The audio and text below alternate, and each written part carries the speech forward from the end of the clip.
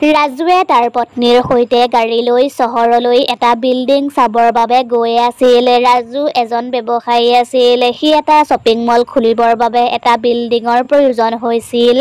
ৰাজুৱে কোনোবা মানুহৰ পৰা গম পাইছিল সেই বিল্ডিংটো বহুত দিনৰ পৰা খালী হৈ আছে আৰু সেই বিল্ডিংটো বহুত কম দামত বিক্ৰী কৰিব।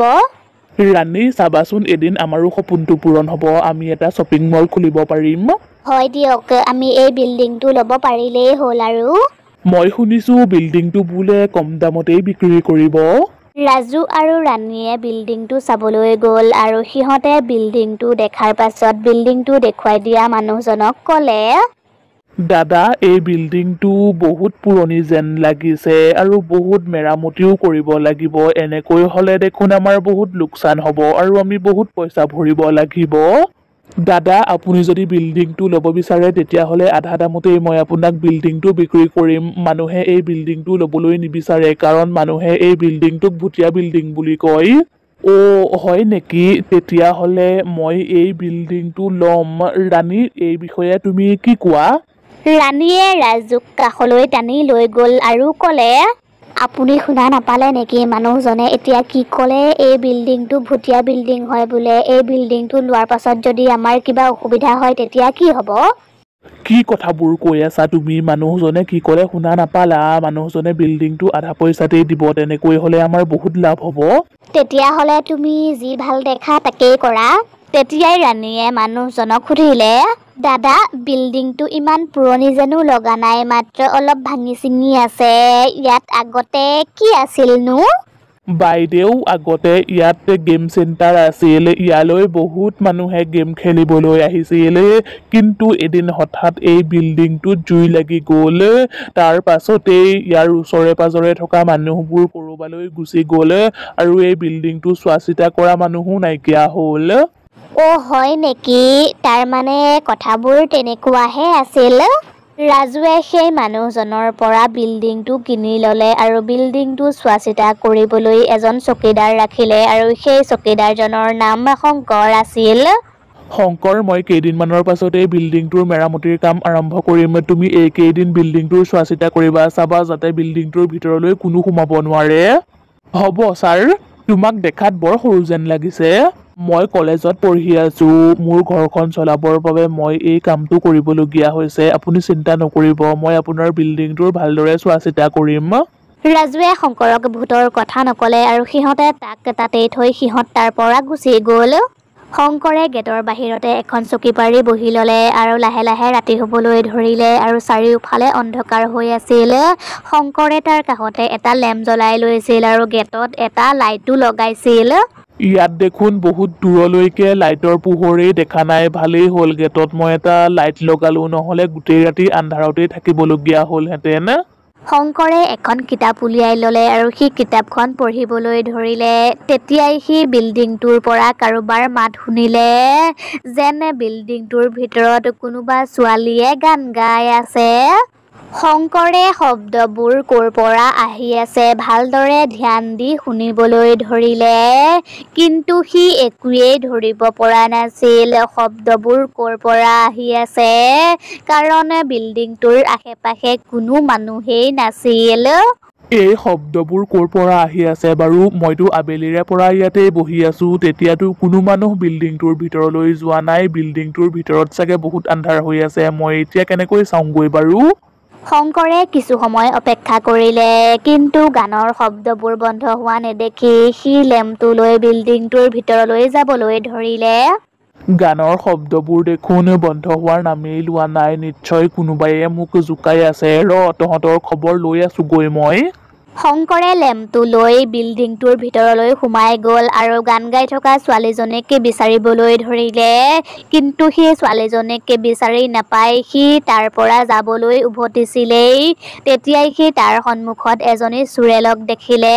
চোৰেলজনীক দেখি সি বহুত ভয় খালে আৰু তেতিয়াই চোৰেলজনীয়ে তাক ক'লে, মই তোক একো নকৰোঁ, তই মোলৈ ভয় কৰিব নালাগে, তই মাত্ৰ চুপচাপ ইয়াৰ পৰা গুচি যাগৈ।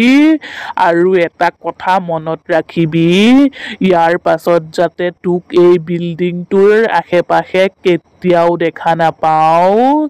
তই যদি মোৰ কথা নুশুন তেতিয়াহ'লে কিন্তু মই তোক শুদাই নেৰোঁ। শংকৰে একো উত্তৰ নিদিলে আৰু তেতিয়াই চোৰেলজনী বিল্ডিংটোৰ ওপৰলৈ যাবলৈ ধৰিলে আৰু আন্ধাৰত নাইকিয়া হৈ গ'ল। তেতিয়াই শংকৰ পটাপট তাৰ পৰা ওলাই আহিলে আৰু চিধাই ঘৰলৈ গুচি আহিলে আৰু সি গোটেই ৰাতিটো ভয়তে শুবয়ে নোৱাৰিলে। ৰাতিপুৱা হোৱাৰ লগে লগে ৰাজুৱে শংকৰক ফোন কৰিলে। শংকৰ, তুমি দেখোন বিল্ডিঙত নাই, তুমি এতিয়াই মোক লগ কৰাহি। হ'ব ছাৰ। শংকৰ ৰাজুৰ অফিচলৈ গ'ল। কি হ'ল শংকৰ, মই তোমাক এটা দায়িত্ব দিছিলোঁ আৰু তুমি আধা ৰাতিয়ে তাৰ পৰা গুচি আহিলা, এনেকৈ হ'লে কেনেকৈ হ'ব?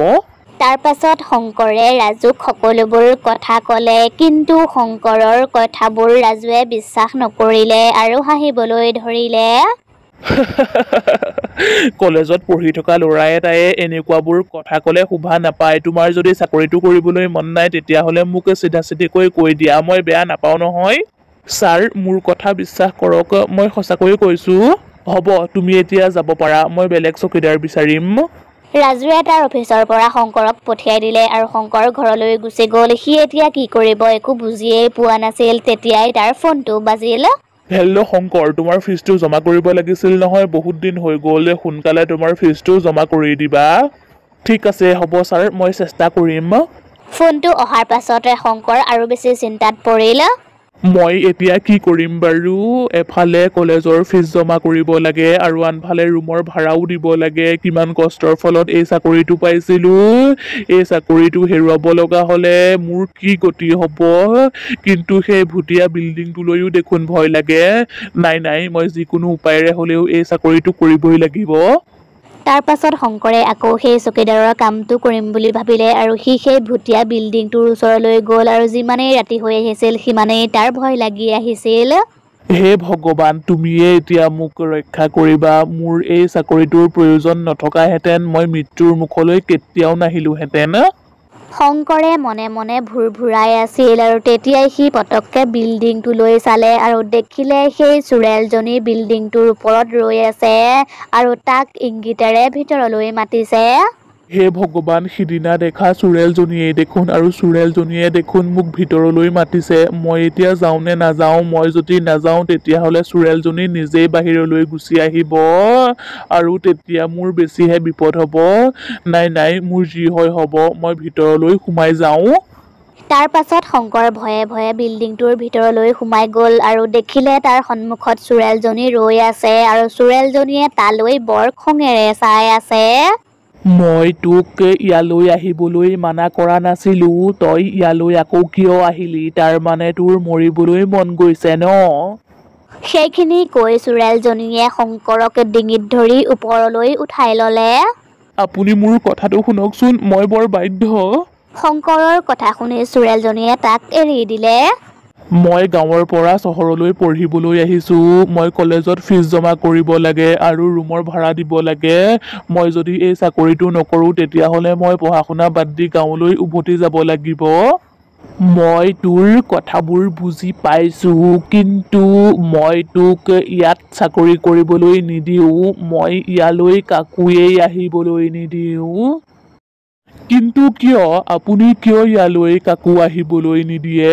তোক বৰ চিধা-চাধা মানুহ যেন লাগিছে, সেইবাবে মই তোক কথাবোৰ কৈছোঁ। ইয়াত আগতে এটা গেম চেণ্টাৰ আছিল আৰু তাতেই মই কাম কৰিছিলোঁ, কিন্তু ইয়াৰ ইঞ্জিনিয়াৰজনে এইবোৰ বহুত বেয়াকৈ বনাইছিল আৰু সেই কথাটো এই বিল্ডিংটোৰ মালিকজনে গম পাইছিল, কিন্তু তথাপিও তেওঁলোকে মানুহৰ সুৰক্ষাৰ কাৰণে একোৱেই নকৰিলে আৰু তেনেকৈয়ে হঠাৎ এদিন এই বিল্ডিংটোত জুই লাগি গ'ল আৰু তেতিয়াই বিল্ডিংটোৰ ভিতৰত থকা মানুহবোৰ জ্বলি ছাই হৈ গ'ল। চোৰেলজনীৰ কথাবোৰ শুনি শংকৰৰ বহুত বেয়া লাগিল আৰু তেতিয়াই চোৰেলজনীয়ে ক'লে, ময়েই নহয়, মোৰ নিচিনা আৰু বহুত আত্মা ইয়াত ঘূৰি ফুৰিছে। তেতিয়াই শংকৰে দেখিলে সেই বিল্ডিংটোত আৰু বহুত ভূত আৰু চোৰেল আছিল। এই বিল্ডিংটো যিমান মেৰামতি কৰিলেও কেতিয়াও ভাল নহয়, সেইবাবে মই ইয়ালৈ কাকোৱেই আহিবলৈ নিদিওঁ, যাতে কোনো মানুহৰেই বেয়া নহওক। মই আপোনাৰ কথাবোৰ বুজি পাইছোঁ, মই আপোনাৰ লগত আছোঁ, আপুনি যি বিচাৰে তাকেই হ'ব, মোক অকণমান সময় দিয়ক, মই সকলোবোৰ ঠিক কৰিবলৈ চেষ্টা কৰিম।